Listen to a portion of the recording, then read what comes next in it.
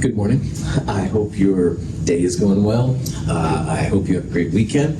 And I'm definitely looking forward to seeing your class presentations on Monday and on Wednesday with my Section H1 and also virtually with my Section W1. I've been watching presentations, seeing them, stuff like that. Very, very cool stuff. So all of you will find your own cool stuff on your own element. And I just want to say I'm really looking forward to it. So Monday, for lab, we don't have a problem set. Problem set 6 is not due. Just put that out there. Problem set 6 is not due. Quiz 6 is not happening. We won't do a lab. The only thing we'll do is class presentations. So you'll turn in your class presentation paper and give your class presentation to the group in 2501. You'll also turn in the calorimetry lab. But that's all we're going to do on Monday. It should be chill. And then Wednesday through Friday next week, the whole Mount Hood campus is closed for Thanksgiving. No classes, no nothing, no lectures, no office hours, etc. like that. Just about there. Any questions? That kind of stuff. Cool. All right, we're going to look at an example of how to find all the values of n, l, and m sub l for the n equals 3 shell.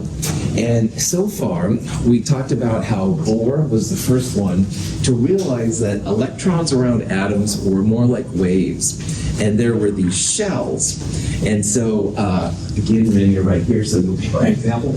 Rin is the nucleus, and the closest I as the electron could be is an n equals 1. So I can't get closer, but then I can go to the n equals 2, which is further back, but you can't be like 1.5. So it's 2 or 1, but not half, not 1 1/3, stuff like that. So these discrete n values are what allow electrons to do it.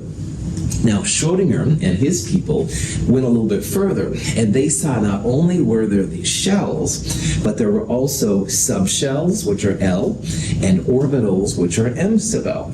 And through a combination of shells, subshells, and orbitals, you can start putting electrons in around atoms. And we always put them in terms of their energy. So the first ones will be the closest, the highest energy. The furthest ones will be further out, stuff like that. So we're going to look specifically at the n equals 3 shell to see how this all works out. Now remember, n equals 3, there's n equals 1 closest to the nucleus, n equals 2 further back, n equals 3 is next. So we're going to look at the third shell and see what's all happening. So when you think about the n equals 3 shell, the first thing you have to do is think about the L values that go along with it. And we've seen that L always starts at 0 and it goes up to n minus 1. So for n equals 3, that would be a maximum value of 2. Now L, again, always starts at 0. Maximum is 2. So the highest, there'll be 3 L values. All right, L equals 0, 1, and 2.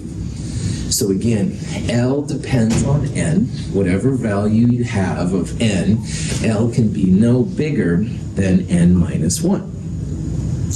We saw also on Wednesday that the L values have certain letters associated with them. And I talked about stupid people driving freaking gas hogs or different variations thereof, but those letters correspond to the L values. So when you have L equals 0, that's an S subshell. L equals 1 is P, and L equals 2 is D. And remember, F is the next stupid people drive freaking gas hogs, whatever you want. F would be 3, G would be 4, H, if it existed, would be 5, etc., etc. Chris called me out on it, which was good. You really only need to know SPDF, to be honest. We'll talk about that more later. But in this case, n equals 3, L012, that's going to be SPD. So the NL notation is nothing more than the n value 3 in front of these letters. So when you have L equals 0, that's a 3S subshell. The 3 is the shell, and L equals 0 means S. Likewise, this is 3P. Likewise, this is 3D. So, any questions so far? Awesome. Now, M sub L depends on L, just like L depends on N, all right? So you have to know what L is to know the M sub L values. So we're going to have three different sets here of M sub L because we have three different L's. So M sub L always goes from minus L to plus L. So for 0, that would be minus 0 to plus 0. That's just going to be 0. But when you get to L equals 1, then M sub L goes from minus 1 to plus 1. Minus 1, 0, plus 1. There's going to be 3 M sub L values. And by the way, remember that for L and M sub L, a value of 0 doesn't mean it doesn't exist. That's a legit combination of these things. So for L equals 0, there's only going to be M sub L equals 0, minus 0 to plus 0. But with L equals 1, minus 1 to plus 1 in whole numbers, minus 1, 0, plus 1. And when L equals 2, that's going to be minus 2 to positive 2, minus 2, minus 1, 0, plus 1, plus 2. And again, this is a legit value of M sub L. 0 is acceptable. All right, usually 0 doesn't count, but with this stuff it does. So when it comes to the number of orbitals, you look for the number of allowed M sub L values. And because this 0 is an allowed value, that means there's going to be 1 orbital. But when there's minus 1, 0, plus 1, 3 M sub L values, that's going to be 3 orbitals. And then the next one will be 5 orbitals because there are 5 M sub L values. So we'll talk about orbitals and subshells and stuff like that. But if you can see where these patterns exist in this example, you can figure out all this stuff. It's a little weird. And remember, all this stuff just stems from Math 254 calculus that they do on this crazy stuff. We're using the results of it, which is a real trip. But anyway, all of these different things are like this. Any questions? Okay. Some people prefer the train track model. I'm not as big of a fan of that, but it does work. So what we have in the train track is you start with the n value. So here's n equals 1 closest to n equals 2 further back, n equals 3 farther back. Now we just went through n equals 3, and we saw that n equals 3 has L values of 0, 1, and 2. L equals 0 had only one M sub L value of 0, so 1 orbital. But when you got to L equals 1, there was minus 1, 0, plus 1, 3 M sub L values, 3 orbitals. And L equals 2 had 5, etc., etc. Well, n equals 2 would have 0 and 1. So see, it's always this number minus 1. And just like this one had 1, this one's only going to have 1. But L equals 1 will have minus 1, 0, plus 1, etc., etc. This is an alternate way to look at this. If it works better, that's fantastic. So, any questions? Okay. Now, on Wednesday and today, we've talked about s, p, and d orbitals. I do want to talk just real quickly about the f orbitals. F orbitals are when you get to L equals 3. So remember, it's s, p, d, f, and those correspond to L values of 0, 1, 2, and 3. So in the last examples, we only had L of 0, 1, and 2. But you can get to the point where you have the third one too, which is F. And those are fun. So anyway, you go through the different values like before. You're going to have a 4S, a 4P, and a 4D. And these would be just like the n equals 3 example we did, except now that there's a 4 in front of them because it's the n equals 4. Finally, then, for the last one, you will have a 4F. So notice that there's a single orbital in S, 3 orbitals in P, 5 in D, 7 orbitals are going to be in F. And All of these orbitals have places where they will exist about 90% of the time. So we talked on Wednesday how chemists have to either know the energy or the position, and they always choose the energy. So the position is kind of a approximate value. Like I'm in this little circle probably right here like 90% of the time, but you already saw me over here talking to Rin earlier, so it doesn't mean I'm there all the time, and electrons are that way too. Like 90% of the time they'll be in a certain area, but sometimes they're outside. So you'll see pictures like this, which are kind of groovy. Don't lose any sleep about it. But these little dots and donuts and stuff like that, those represent the places that the electrons will be 90% of the time. So 90% of the time in this weird f of y squared minus 3x squared, whatever, the electron will be in one of those little orbs right there, but sometimes it'll be over here too. All right, so realize that it's a way that chemists can visualize where the electrons be. We don't know for sure where it's going to be, but it's in that kind of area. Questions? Okay, so this chapter had a lot of kind of wild things. Maybe some of you have seen it before, maybe you haven't, but this is kind of an overview of the things that I think are kind of important. First of all, the speed of light c and Planck's constant h are super important. They're used for the energy, the frequency, the wavelength, all that kind of jazz, and you've got to know them. You've got to know them / put them in your calculator, note sheet, whatever. Energy equals h nu, which equals hc over lambda, works for all the electromagnetic spectrum. So it works for the visible light that we're using right now to see each other, but it also works for FM radio waves, and it works for gamma rays and X-rays as well. This wavelength is for particles. This is the de Broglie wave equation.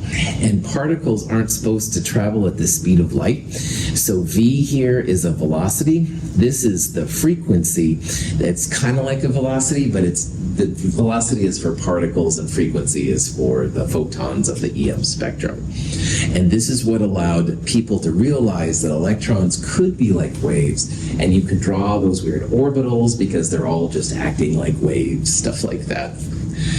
And then there's the SPDF kind of thing. Here's some examples. We talked about nodes. Nodes become important because sometimes you can't make molecules stick if those nodes start acting up. So there are planar nodes, which are like sheets of glass between the orbitals. Those equal L. So we saw earlier the F subshell, the F orbitals. F means L equals 3. That means they're going to have 3 planar nodes. All of them have 3 planar nodes. On the other hand, the beach ball S ones have L equals 0. They're not going to have any planar nodes at all. But then there's also spherical nodes, which are the ways like a beach ball within a beach ball where there's no electron density. Those are N minus L minus 1. So this is kind of a quick and dirty overview of the stuff that you've seen. And I know some of this stuff is a little weird, but if you can focus on these things, it should be good to go. Now, I've talked a lot about nodes and how they're so important, blah, blah, blah. And I want to show you an example of how the nodes actually affect how the molecules come together. Isosalt is a compound made from platinum chloride and ethylene. The ethylene cannot bond to the platinum unless orbitals in the 2 fragments are oriented properly to each other. This alignment occurs most effectively when the ethylene is perpendicular to the molecular plane of the platinum chloride fragment. This is a platinum center. These are 2 carbons, and they have a type of a bond between the carbons. And when it's up and down, if you will, the molecule doesn't form. You've got nodes there, so they can't come together. It's not going to happen. However, if you rotate it 90 degrees, now you've got awesome overlap of those orbitals. We're going to see that basically electrons smashing into other electrons, orbitals, that's the glue that holds molecules together, especially in this kind of case. So if you can figure out how they come together, then you can figure out what kind of molecules are possible to make and stuff like that. We'll talk about these kind of things more in Chemistry 222, but this gives you an understanding, at least a little bit, as to why it's kind of important. All right. So that's really it for the first part of chapter 6. And in this part is where we talked about kind of the N, L, M sub L, where the quantum numbers came from, some implications, stuff like that. And that section can feel a little weird sometimes. But what I want to do now in this section is I want to bring it back down to reality. And I want to talk about the uses now of these N, L, M sub L kind of values and what they can do. Along the way, we're also going to look at how the periodic table is organized, like why it's organized as it is. And we've talked, for example, a lot in Chem 221, how the left two columns are the main group metals, and these over here are main group elements, and they're different than the transition metals in here, lanthanides, actinides. Well, we're going to start seeing how the orbitals and those subshells have a direct impact on how the periodic table is put together. I think of this chapter as being a little bit more understandable. If you've seen chemistry before and you've heard like 1s2, 2s2, 2p6 kind of stuff, we're going to go into that in this section. And all this NL notation and orbitals and blah, blah, blah, it's all coming together. Getting too excited, a little extra caffeine this morning, my apologies. Questions on? All right. So, in the last section, we looked at shells, subshells, orbitals, N, L, and M sub L. We saw how they kind of interplay with each other. Super important in this section, too. But there is a fourth quantum number. It's called the spin quantum number, and it gets the symbol M sub S. And in a nutshell, M sub S allows you to understand that each orbital can hold 2 and only 2 electrons. You can never put 3 electrons in an orbital, only 2. And I was babbling the other day about if you live in a house with other people, like you and your brother or you and your sister or whatever, you can share the same room if you have to, but it's better to have your own room if it's at all possible. We're going to see how this is what electrons are doing. Electrons prefer to have their own room or orbital whenever possible, but they can be paired up because of the spin quantum number.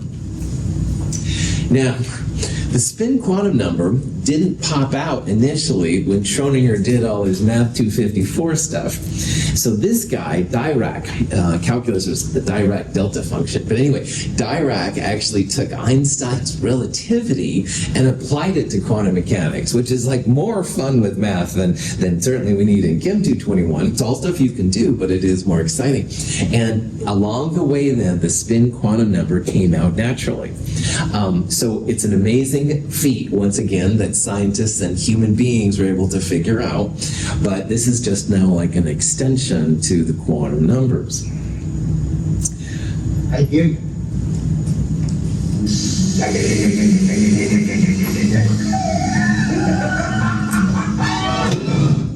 When I look at Dirac's work, I'm just amazed, and I feel like the guy because it's just, right.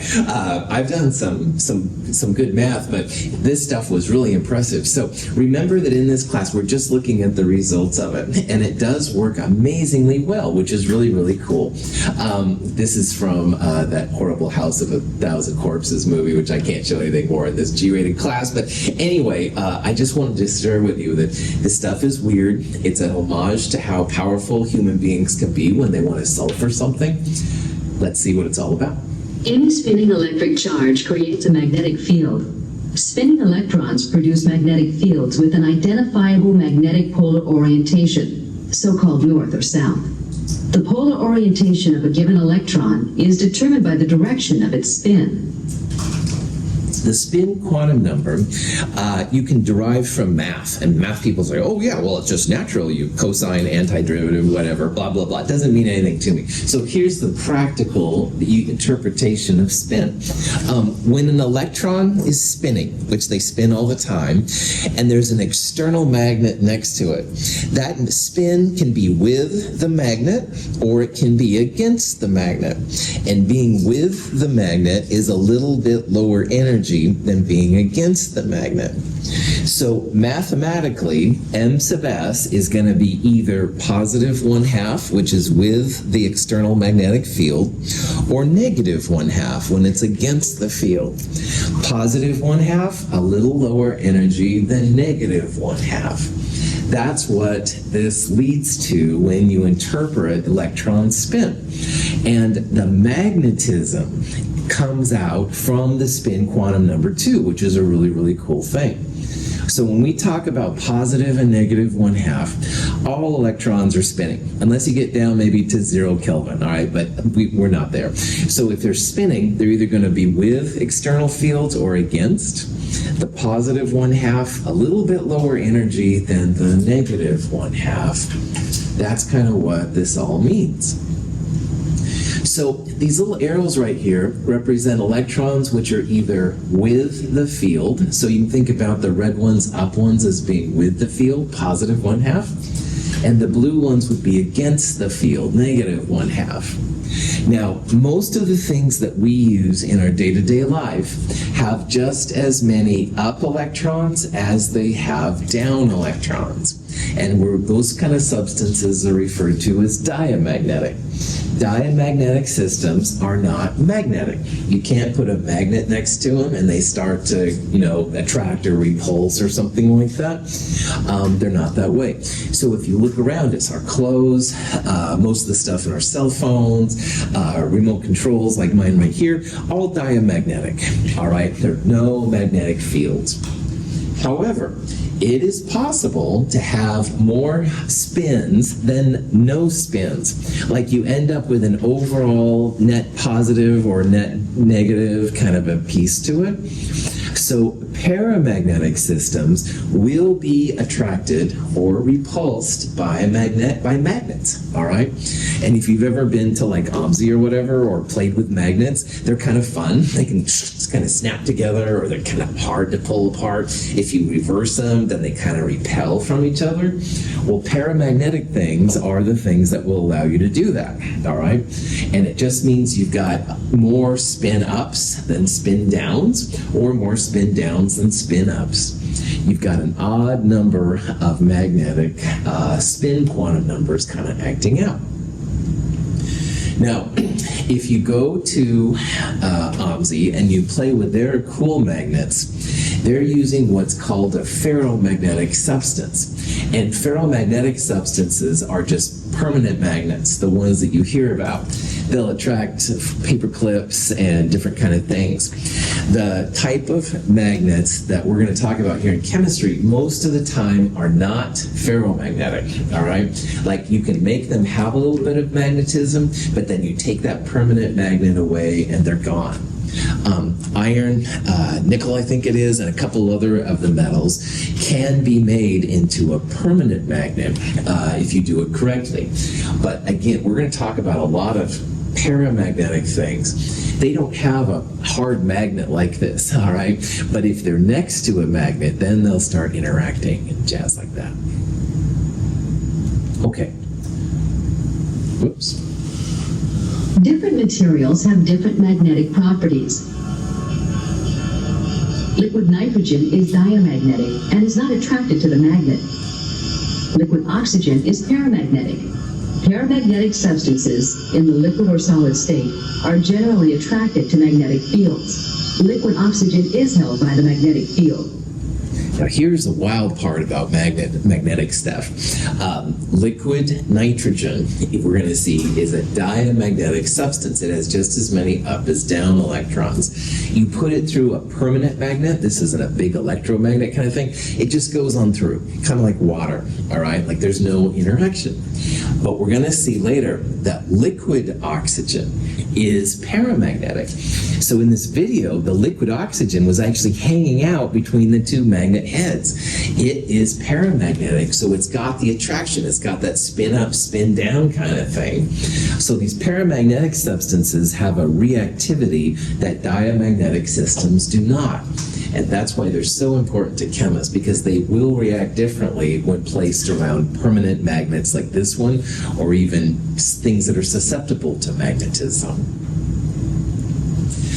You can measure how magnetic they are. This is an example of iron 3 oxide, and iron 3 oxide is a magnetic system. So if you pull it on a magnet, it'll actually swerve over a little bit. Well, if you do this right in a magnet, here's like an iron 3 oxide sample. When the magnet is off, it just kind of sits there. But when the magnet is on, it's pulled in. And this amount of pull can be related to the number of magnets, a number of unpaired electrons in the piece. And I had a student once that went on to Portland State University after being here, and she actually measured some different kind of metal samples, and she had this kind of thing. It was really fun to see what she was doing, but anyway, cool. Another thing, so again, why chemists get worried about it is because these paramagnetic systems will react while diamagnetic systems won't. So you put your paramagnetic thing next to a magnet, all of a sudden it starts doing weird stuff, all right? And the diamagnetic systems just sit there. And that's a thing of concern when you're a chemist wanting to know how things will react. Any questions? So the quantum numbers, n, always a shell, starts at 1, goes up in whole numbers, never 0, never negative, blah, blah, blah. We saw how L goes from 0 up to n minus 1, so you need the value of n to figure out what your L values can be. M sub L also depends on L, like L depends on N. It goes from minus L to plus L, and again, 0 is legit for L and M sub L. But M sub S is literally plus 1/2 or minus 1/2. There's no zeros, there's no relationship to anything else, so M sub S is kind of a separate piece unto itself, all right? It's only plus 1/2 or minus 1/2, that's it. No negatives, or no zeros, no whole numbers of any kind, just plus 1/2 or minus 1/2. So here's a question you might see. It says, which of the following is not a valid set of quantum numbers? Well, n, as we saw in chapter 6, part 1, always a whole number, and these are all whole numbers. L can be no bigger than n minus 1. So for 4, that means L can be from 0 to 3, and L of 1 is fantastic. All of the L values are okay. M sub L values depend on L, so M sub L is going to be from minus L to plus L. So if L equals 1, that means M sub L can be minus 1, 0, or plus 1, which it is. So all the M sub L's are okay. But, big surprise, since we're talking about M sub S, here's a question where M sub S equals 0. And M sub S can only be plus or minus 1/2. So answer D would be the incorrect set of quantum numbers. M sub S only plus 1/2 or minus 1/2. No zeros, no minus ones, plus ones, stuff like that. Questions?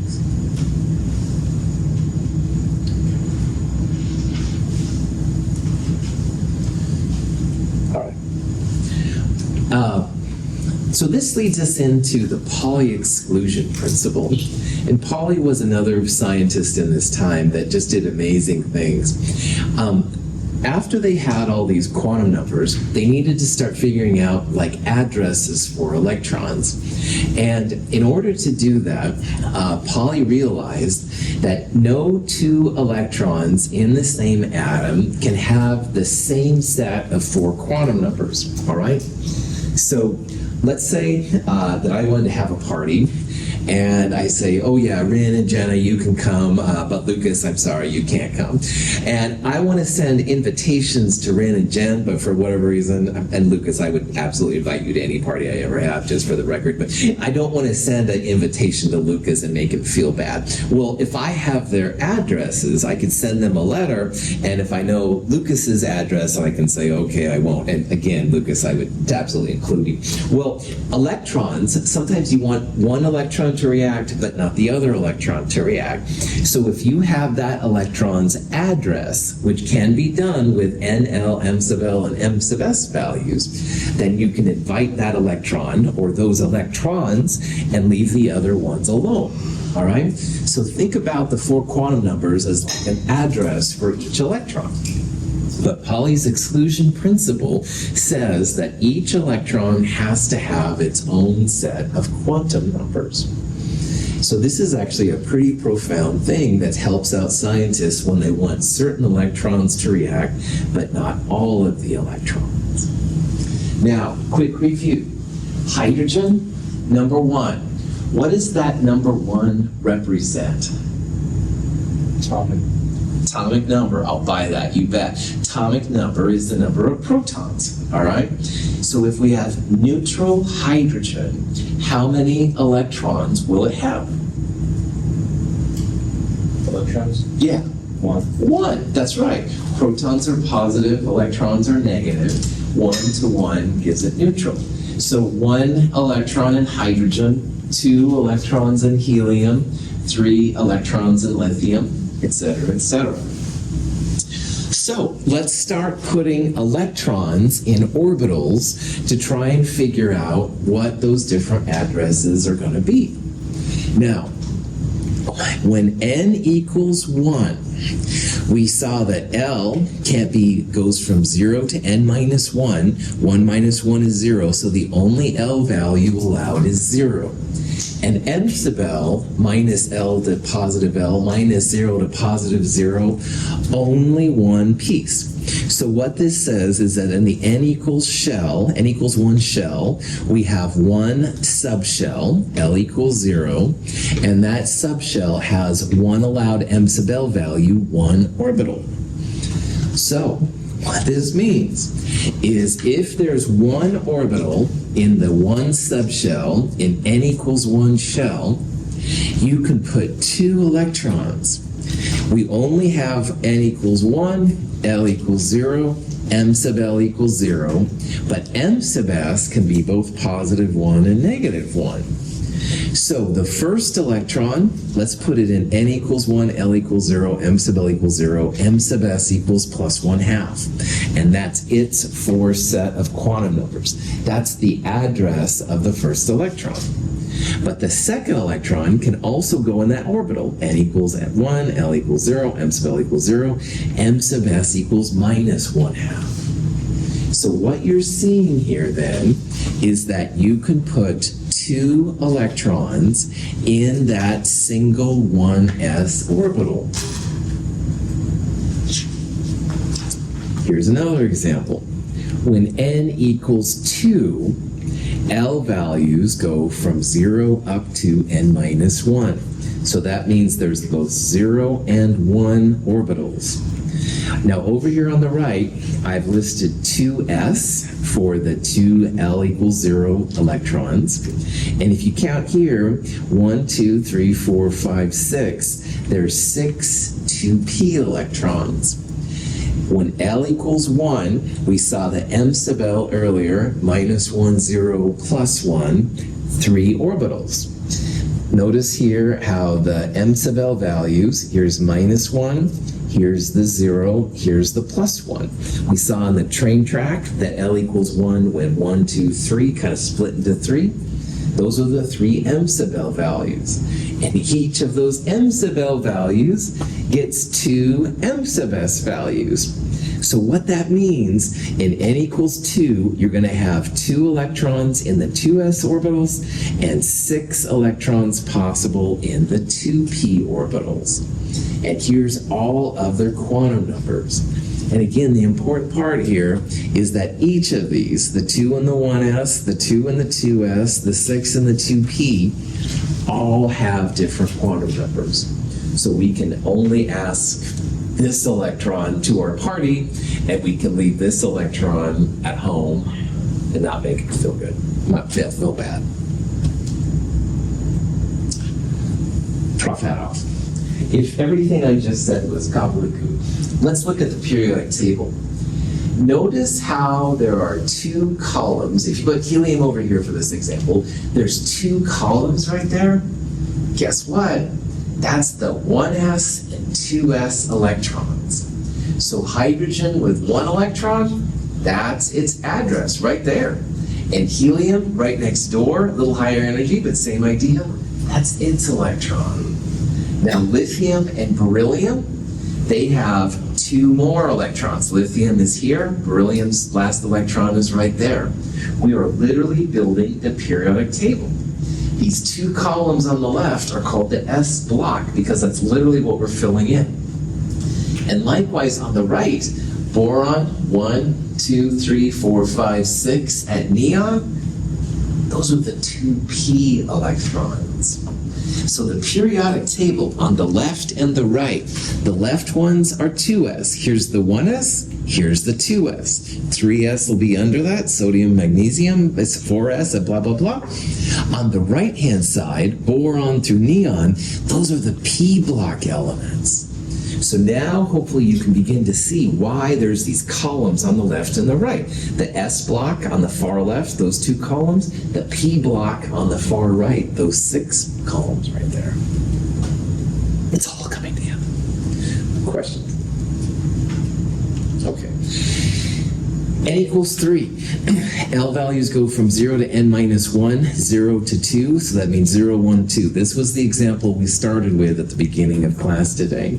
Now, here on the right, this gets kind of crazy, but we're just showing the electrons that can fit inside there. And again, the first 2, 3s, positive 1/2, negative 1/2. The next 6 are 3p's. Positive 1, positive, negative, etc., etc. The last ones now are the D's. Now we saw earlier that there were 5 orbitals, -2, -1, 0, +1, +2. And each one of those holds 2 electrons. So 5 orbitals times 2, you can have up to 10 electrons in the 3D set. So these are the addresses of the electrons in the 3D set. And let's go back to the periodic table. When you get to scantium, number 21, the beginning of the transition metals, call this number 1, titanium is 2, 3, 4, 5 to manganese, 6, 7, 8, 9, 10 to zinc. Bam! 10 electrons in the D set. So the transition metals, the middle group right here, those are all d electrons. We're seeing the electrons being placed in these d orbitals. That's why they're a little different from the main group metals, the 1s and 2s, the s block on the left and the p block on the right. Oh, those lanthanides and actinides. Has to be more. When you get to n equals 4, that's when you start to see the F block elements. Now, there was 1 orbital, 2 electrons for S, 3 orbitals, 6 electrons for P. D's have 5 orbitals, 10 electrons. Excuse me, I thought I was going to sneeze there. F's have 7 values of M sub L. So -3 to +3, -3, -2, -1, 0, +1, +2, +3, 7 orbitals. And each of those orbitals holds 2 electrons, 14 electrons. This, my friends, are the lanthanides and actinides. Now you have to be careful because lanthanum arguably is a D block. So if you start with cerium, 1, 2, 3, 4, 5, 6 to europium, 7, 8, 9, 10, 11, 12 to terbium, 13, 14, 14 electrons. So these down here, usually ignoring the first 2, we'll talk about that more later, those are the F block. The lanthanides and actinides, you're filling in the F electrons. So, Crazy Pauli came along and said, all right, each electron, its own thing. These are like energies, basically. It's not really an address like the post office, although I like that analogy. It's more about energies. They all have different amounts of energy, so that's why they're in these different places. There's pictures of all these different orbitals that show where they are most of the time. And again, you can have 2 electrons in each orbital. One is spin up, one is spin down. All right, So there's things like this, talks about the shells, stuff like that.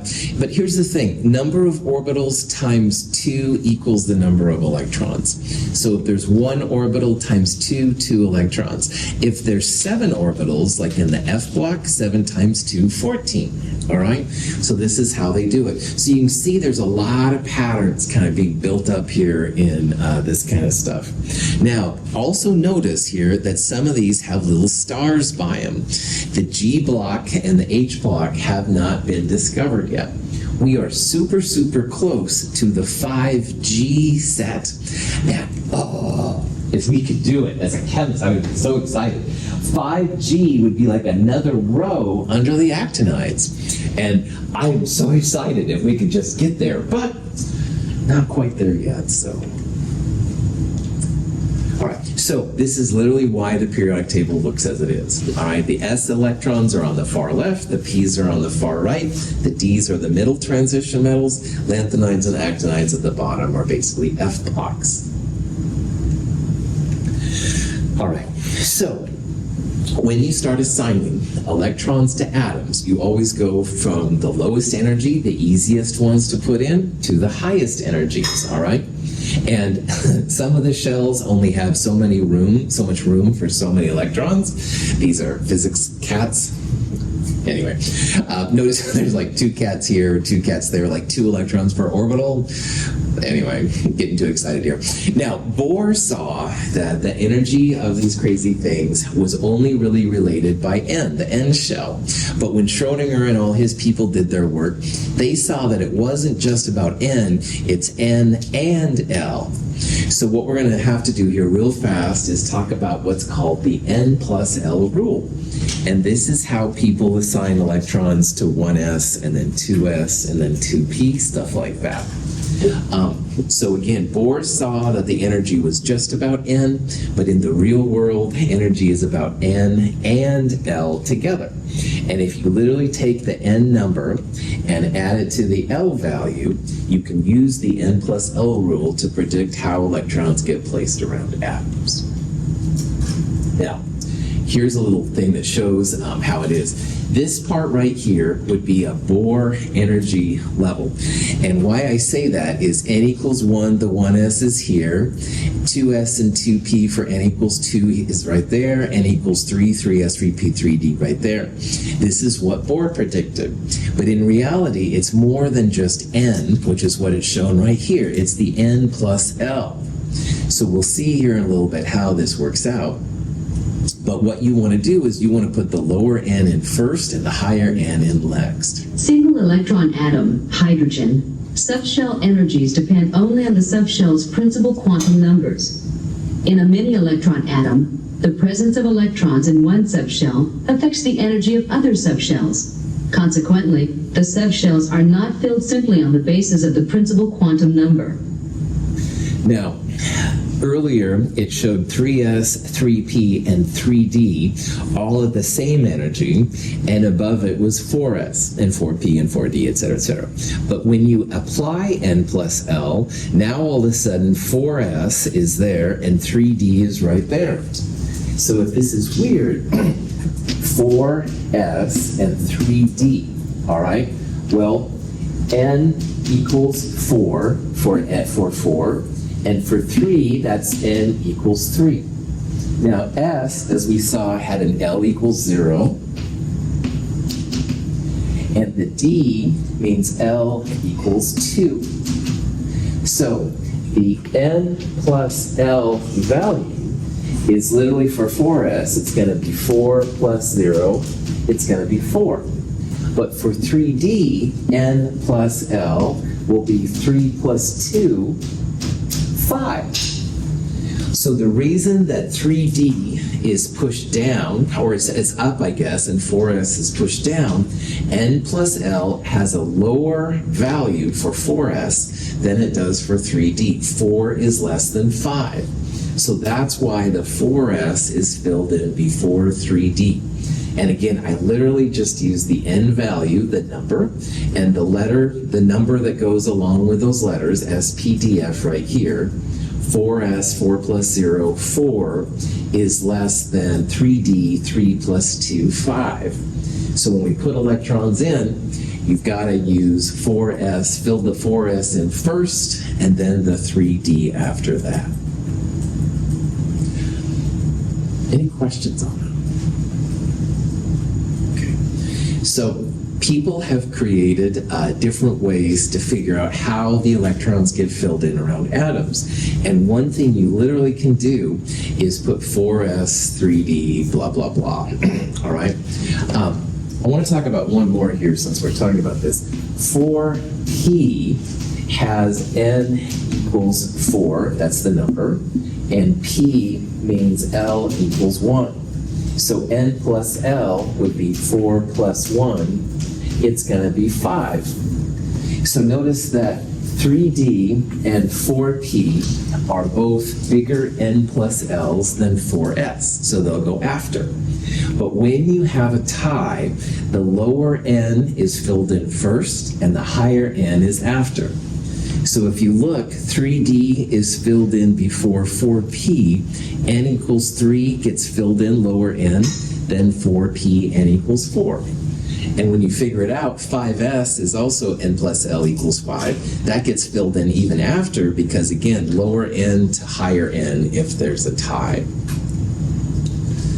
So you can figure out n plus L for each of these subshells. But honestly, that's kind of a drag. So scientists have created this, what's called an Aufbau diagram, and it's a really cool way to figure out how electrons go in. And the Aufbau works like this. There's like these diagonals, and you can kind of figure them out. Now, to build an Aufbau diagram, you start with 1s, 2s, 3s, 4s, 5s. You can go up to 100s if you want to. Then you go up and to the right. That's where the p's start. P is after S, D is after P, etc. So 2P, 3P, 4P, 3D as one up to the right, 4D, 5D, 4F, 5G would be right here, etc., etc. Then you use these diagonals to tell how you go. So notice earlier I said that 4S was before 3D, and that's what you see. You follow the arrows. 3P gets filled in before 4S, and then 3D is filled in before 4P, which is before 5S. Then you'd go to 4D, etc., like that. And it works out really well. This is something you can build just on the back of a napkin. All right, don't need anything fancy to do it. It's kind of a cool thing. So if you're not used to this, the Aufbau diagram can be a pretty cool way to do this kind of stuff. Now, you can also use the periodic table, and we'll talk about this more, probably more on Monday than today. You can also just memorize 1s first, 2s next, 2p, 3s, 3p. But one of the things you as a student will need to do is to figure out the electron filling order. And what the diagram says, 1s always first, 2s is next, 2p after that, etc., etc.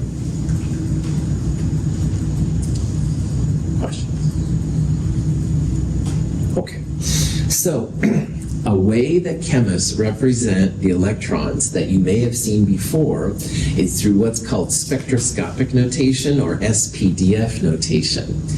And it's no more than the NL system that we've already looked at, 3p, 1s, 4p, whatever, with a superscript representing the number of electrons in that system. So for example, hydrogen with one electron, and electrons always, you start with the 1s, hydrogen would be 1s1. 1s is the first one in the Aufbau diagram to get filled in. One electron is all that hydrogen has, so you superscript it. So 1s1 is actually the electron configuration for hydrogen. If you go to the next atom, which is helium, helium has 2 electrons. Now remember that each of these orbitals can hold 2 electrons, so you would write 1s2 for helium. 1s2 is the spectroscopic notation or SPDF notation. Now, this is an example of orbital box notation. you can actually use the orbital box to see if something is diamagnetic or paramagnetic. If every up electron has a down, it's diamagnetic. So helium is a diamagnetic atom. You always start with an arrow up, that's the positive 1/2 m sub s value. And if there's another electron, you put a down electron, which is m sub s equals minus 1/2. And helium, you see, has an up and a down, both. Helium is diamagnetic. It's not going to be interested in magnetic fields. So SPDF is a lot easier to write, but orbital box will tell you if something is paramagnetic and diamagnetic. And we'll go through lots of examples of how this works here in a little bit. Any questions? Okay, so what we're going to do on Monday is we're going to go through the elements and see how they kind of work out. I'm looking forward to your class presentations on Monday. If you have any questions and stuff, let me know. Have a great weekend.